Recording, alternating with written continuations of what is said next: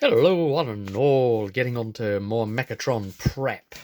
Getting ready for the campaign to start. Here's some of the stuff that I've been doing, making liberal use of my printer for the reason that I have Mechatron as a PDF, and I really do like having a physical copy that I can write all over.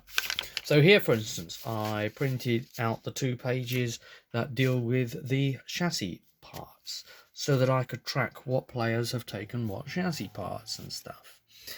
So that's not quite all on here because the last one picked and that as well. The thing being that, of course, chassis parts can't be taken more than once. It's like a shared pool in the party, except for scrap parts. Those can be taken multiple times. I've also got my folder here, and inside it with my sections, and this has been modified since GenLab, so some of the stuff's still on here. So the Talents tab is still called Talents. I haven't updated that to secondary functions, as it would be called in Mechatron. I don't think I'm going to bother, but I know there's some stuff there. District examples. When we get to a district, I can pop that out. Modules, we've got that now instead of the animal powers or what have you. We went just into Blurry City there and Bestiary, which is I've stuck in a combination of the 2 games I've played so far. So yeah, and I keep these stuff that I probably will need every single session out all the time at the very, very front under Essentials there. That's just my workflow. And then, of course, there's the dice. There's the dice. The important thing is the GM screen. Again, I modified this D&D Essentials kit GM screen. And you might remember this back from when I did GenLab Alpha, and I've essentially kept the same thing but somewhat modified it some more again. I've just kept the critical injuries table on there because even though it won't be needed here for robots, there could come a time when playing mutiny I don't know, or something might need that. And the other thing is that I've now got the Mutant Year Zero GM screen, but I'm not 100% confident in whether it's going to be all that much cop. The thing that with GM screens is that they very often let you down. They very often will be lacking in things that you need and not have things that you would really want. Unless you've played a system where you've seen a GM screen that was perfect and never left you sort of going, it's not here. Oh no, a situation has come up and I just don't know the shorthand rule of it, which is all a GM screen's supposed to be, like charts and something really, really quickly here. So yeah, I've extended this and like before, I've come out off the top to try and make more room because, I've pulled some stuff off that we probably won't ever need again. I've left some stuff on there that's just not worth taking off, like booze, and I've just kept that on.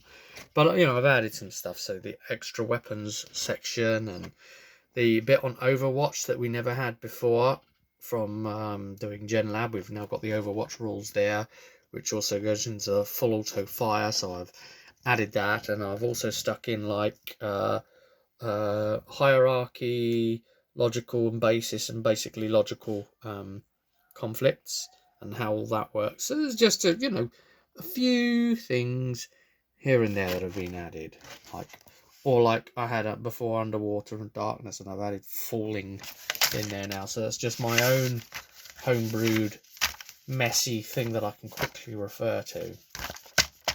Yeah, to get it done. And aside from that, we have the printout of the main stuff, and yeah, I've decided to try and print all of that out. My ink isn't happy with me and started turning green, of course, and the colours, yeah, you can see here there's brown and then it turns to green. Now, again, I like printing this is basically the chapter of the entire campaign. I've not actually finished printing all the pages out yet. Ghost in the Machine. And, it gives all of the the details about what's going on and that. So I'd probably keep these pages, but my workflow would basically be to run through it, and pages that I definitely won't need anymore, I will just get rid of immediately, permanently, throw away. And then the ones that will be useful still, that for reference and such, they'll be all right. But there's going to be times when I'm going to want to deal with sections, but need a reminder there about what's going on. So we have a map here of the sanatorium, for example, and I can get a highlighter in and just like grab essential information so that I'm not looking all over the page for it. Right, so the characters info and what when they speak and what they say when they speak, and bits like that. The other thing is though that in these scenes, you'll see it more in the first work order. Here it is, work order 1. You can see my ink running out. My colour. It's like, oh, we don't have enough of this, so we just use green. Everything's green now. Okay, everything's green. Just giving myself some notes. Just write whatever you want. So I've had to write here, check events, because it's all very well to just run through this as told.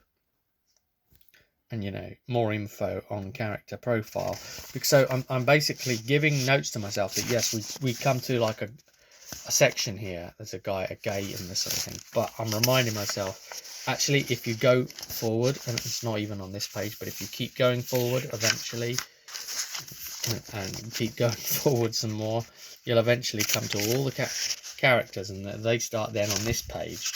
And then if you keep going forward past all the actual characters in the thing and the full write-ups of character personalities and how they are and such, you'll then come to like a separate events page. You'll then come to a separate events page if the paper will let me ever, so we get to that on 165, page 165. Before starting the scene overall, and like entering that part of the scene at 161 where some of it you might need, that's deep down over there instead. Or we have this the stats of this character on 165, but we need to be using them from page 162 because they will possibly ambush the PC. So how do you get yourself organized? Well, write it down. She ambushes them somewhere and retreats, or attempt to, because player action economy and a single enemy. You know how that normally goes, guys, especially in this system where combat happens a lot faster. That said, you've got 4 lots of stats to have to reduce to 0 to really wipe someone out, so this will probably last longer. I'm expecting combats to last longer. Anyway, that's the extent of my prep, with just a little bit of info there on how I'm doing it and getting ready for Ghost in the Machine. See you at the next one.